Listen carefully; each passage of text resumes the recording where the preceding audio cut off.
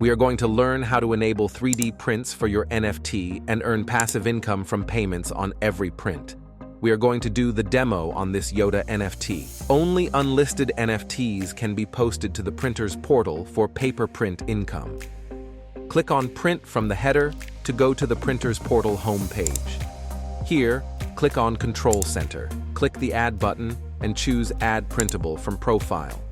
This page will show all unlisted NFTs that you own. Click the NFT you want and click the Add button. On this next page, choose the price you want to charge for every print, the duration for which you want to keep prints enabled, and add any print instructions. Click Post to Portal. Now the NFT should become printable to other users. You can even 3D print your own NFTs for free. Click on Print Now. From here, click on Go to Slicer, and you will see the file load up. This is the start of your 3D printable empire.